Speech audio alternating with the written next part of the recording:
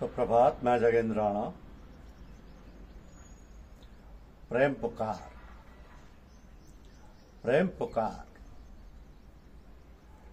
यह विषय हमारी आज की आध्यात्मिक चर्चा का। गोस्वामी तुलसीदास जी कहते हैं कि सुन विरंच मन हर्ष तन, पुलक नयन वह नीर, अस्तुति करत कर जोर कर, सावधान मत धीर।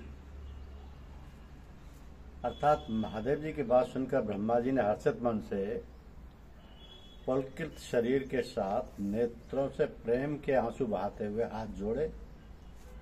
हाथ जोड़कर दीनता से गिड़गिड़ाकर सावधान और धीरता से प्रार्थना करना आरंभ किया। यही प्रेम पुकार है। इसी को सच्ची प्रार्थना कहते हैं। प्रार्थना सुनते ही भगवान विष्णु प्रकट हुए। उन्होंने पृथ्वी को वरदान दिया, जिससे उसके समस्त कष्ट दूर हो गए। तो स्वामी रामकृष्ण परमहंस से एक व्यक्ति ने पूछा, ईश्वर कैसे मिलता है? स्वामी जी ने उत्तर दिया, रोने से। इस रोने की कोई व्याख्या नहीं की, क्योंकि रोना तो रोना ही है। श्रीमान पूज्य चचा जी महाराज फरमाते हैं कि अकेले में ईश्वर के सामने रो, पश्चाताप करो और क्षमा प्रार्थना करो। हृदय में किंचित भी मैल न रहने पाए, उनसे प्रार्थना करके साफ कर डालो। जो ईश्वर के नजदीक हृदय से नहीं रोता, प्रार्थना नहीं करता, उसका सही रास्ते पर आना कठिन है। कितना भी पूजा पाठ क्यों न करो, विशेष लाभ नहीं होता। चाहे जैसी हालत हो, ईश्वर के सामने गिड़गिड़ाता ही रहे कि हे ईश्वर, मुझ में अपनी भक्ति उत्पन्न कर दे। जो ईश्वर के लिए व्याकुल होता है वही उसे पाता है। जो गुरुदेव के दर्शन के लिए व्याकुल होता है, ईश्वर मौका देता है। सुबह ईश्वर के आगे रो, वह तुम्हारे हृदय को मुलायम कर देगा। जब तक सच्चा रोना नहीं आता, भीतर की मलिनता नहीं जाती। क्षणभर के रोने में जो बात होती है, वह वर्षों के पूजा भजन में भी नहीं आती। बड़े बड़े महात्माओं ने अपना अनुभव बताया है कि रोने से ईश्वर मिलता है, और इसी पर बहुत जोर दिया है। रोना बड़ी चीज है, इससे सब काम हो जाते हैं। बच्चा रोकर माता पिता से अपनी इच्छित वस्तु प्राप्त कर लेता है। भक्तजन रो कर ईश्वर से अपने पाप क्षमा करा लेते हैं। ये एक अचूक प्रयोग है, जो अनेक प्रेमियों द्वारा अनुभव किया गया है। इसकी विधि यह है कि रात को जब सब लोग सो जाएं, एकांत में एक ख्याल करें कि गुरु या ईश्वर आपके सामने बैठे हैं, और बैठकर रोना शुरू करें। पहले तो रोना नहीं आएगा, किंतु अयोध्या कांड में वनगमन का हाल पढ़ने या गीता प्रेस की भक्तों की छोटी छोटी पुस्तक पढ़ने अथवा किसी भजन के कहने से धीरे धीरे रोना आने लगेगा। पहले तो रोने की नकल होगी, किंतु कुछ दिनों बाद काम बनने लगेगा। जब ठीक अभ्यास हो जाएगा, तभी काम बन सकेगा। कम से कम 1 घंटा रोजाना रो रो कर प्रार्थना की जाए तो मालिक स्वयं आकर दर्शन देंगे। किसी ऐसे के पास आपको पहुंचा देगा जो आपको दर्शन करा देंगे, जिनसे बन पड़े करके देखें क्या अद्भुत प्रयोग है। अनन्यता भी प्रेम का आभूषण है। इसी अनन्यता के कारण चराचर में दृश्य अदृश्य जो भी है, प्रेमी उसे अपने प्यारे का रूप समझता है, और अनन्य प्रेमी को सारी सृष्टि ही प्रीतममयी दिखाई पड़ती है। कहते हैं सिर्फ इतना होश बेहोशी में दीवाने को है, जिसका दुनिया नाम है वो यार की तस्वीर है। तुलसीदास जी ने भी कहा है कि सो अनन्य जाके अस मत न रटे हनुमंत, मैं सेवक सचराचर रूप रास भगवंत। कबीर साहब ने भी कुछ ऐसा ही कहा है कि दो तू तू करता तू भया, मुझ में रही न तू। तू तू करता तू भया, मुझ में रही न हूँ। बारी तेरे प्रेम पर जिद देखूं तित्तू, दर दीवार दर्पण भय जिद देखूं तित्तोय। काकर पाथर ठीकरी भय आरसी मोय। इसका मर्म तो कुछ गोपियों ने ही समझा है कि जित देखूं तित श्याममयी है। श्याम कुंज बन यमुना श्यामा, श्यामा गगन घटा छाई है। सब रंगन में श्याम भरो है, लोग कहती है बात नहीं है। मैं बोरी के लंगन ही की, श्याम पुतरिया बदल गई है। चंद्रसार रविसार श्याम है, मगबत श्याम काम विजयी है। नीलकंठ को कंठ श्याम है, मनोश्यामता बेल बही है। श्रुत के अक्षर श्याम जो देखे, दीप शिखा पर श्याम तई है। नरदेवन की कौन कथा है, अलग ब्रह्म छवि श्याम भई। प्रेम में तन्मयता का होना स्वाभाविक है। इसमें प्रेमी का इतना भी ख्याल नहीं रहता कि वह मुझ में है या वह मैं हूँ। कभी हरिश्चंद्र के शब्दों में, कान भय प्राण में, प्राणमय कान में, यह मैं न जान पर कान है कि प्राण है। कैसे होती होगी वो अलौकिक अवस्था जिसमें आशिक ही माशूक बन जाता है। प्रेमी दादू दयाल जी ने कहा है कि आशिक माशूक हो गया, इश्क कहावे सोए, दादू उस माशूक का अल्लाह आशिक होए।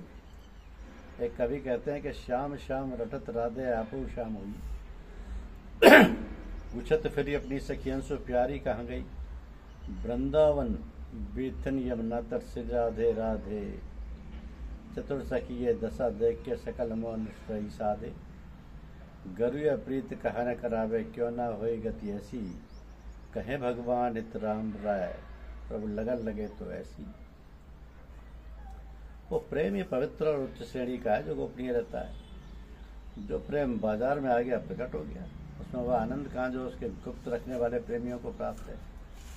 हमसे कहा गया है कि जिन्हें है इश्क सादिक, वो कब फरियाद करते हैं, लबों पर मोहर खामोशी दिलों में याद करते हैं। उनके तो हृदय भीतर दो बोले धुआं न प्रकट होए, जाके लागी सो लखे कीजन लाई लोए। प्रेमी कथन तो ऐसा है कि सुमरन सोलो लाए के मुखते कछु न बोल, बाहर के पट दे के अंदर के पट खोल। सुमरन सोलो लाए के मुखते कछु न बोल, बाहर के पट दे के अंदर के पट खोल। जैसे माता गर्भ को राखे जतन बनाए, ठेस लगी तो छीन हो, ऐसे प्रेम दुराए। जो तेरे घट प्रेम है तो क्या कहना सुनाओ, अंतर्यामी जान है अंतर्गत का भाव। तो फासला कूचे जाना न पूछो हमसे, जैसा तालिब हो नजदीक भी है दूर भी है। एक समय नारद जी बीणा बजाते हुए जा रहे थे। उन्होंने देखा कि वृक्ष के नीचे एक नवयुवक बैठा तप कर रहा है।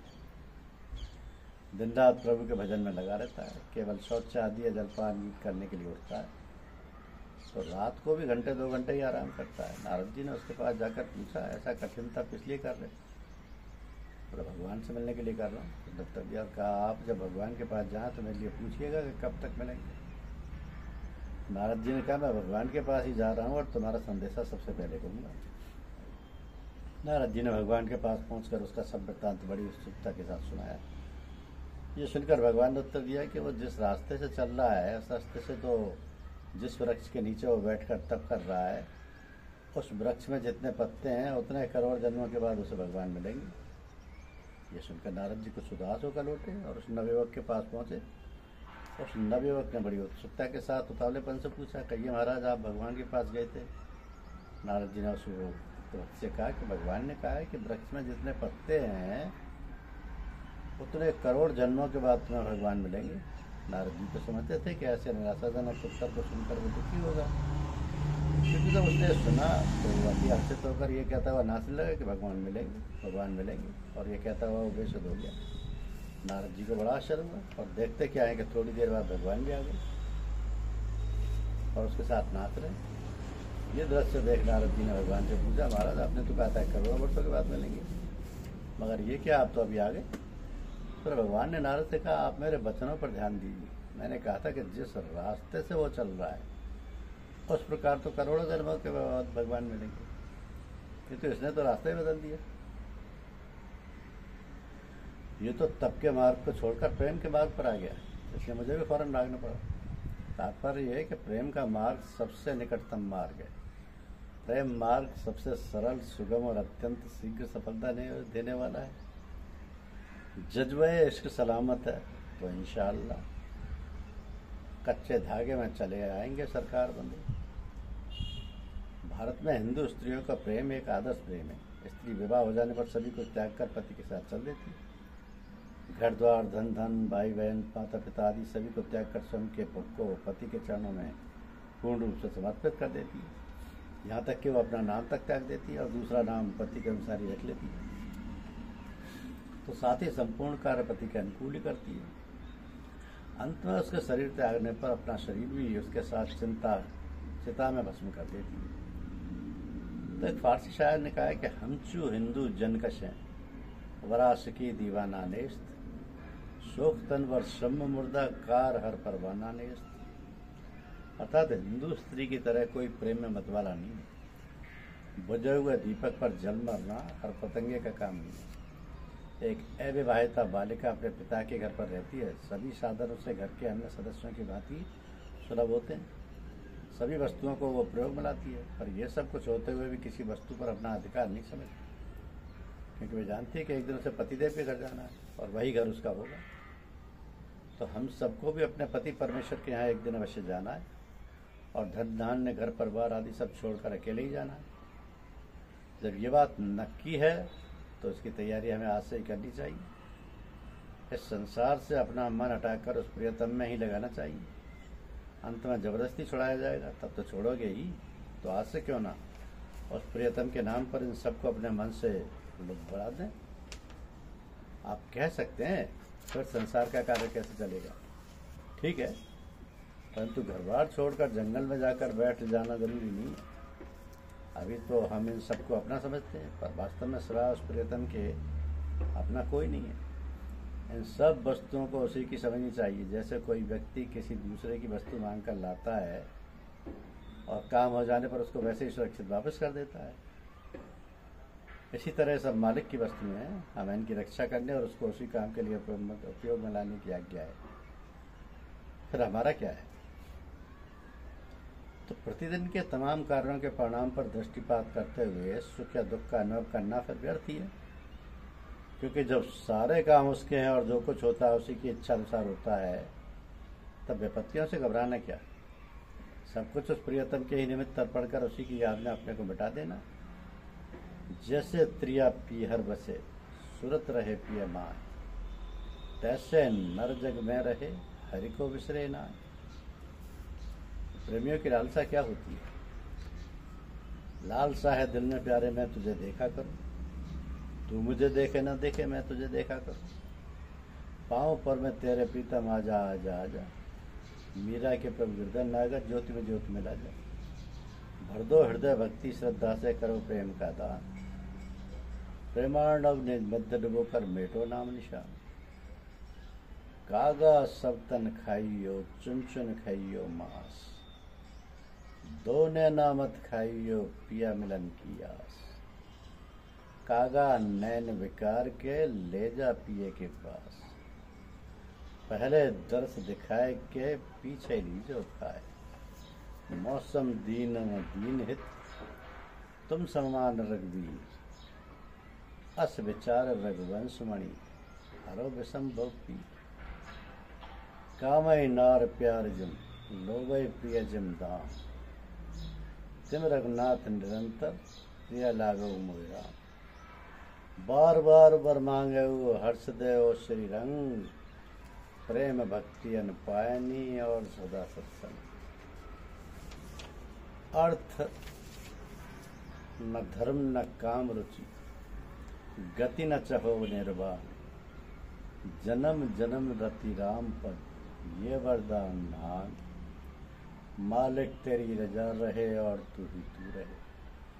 बाकी न मैं रहूं न मेरी याद यू रहे। मालिक तेरी ही याद में दम मेरा टूटा जाए, तेरे सिवा न ख्याल किसी गैर का रहे। हे ईश्वर तेरी इच्छा पूरी हो, मालिक तेरी ही याद में दम मेरा टूटा जाए, तेरे सिवा न ख्याल किसी गैर का रहे। मालिक तेरी रजा रहे और तू ही तू रहे। धन्यवाद।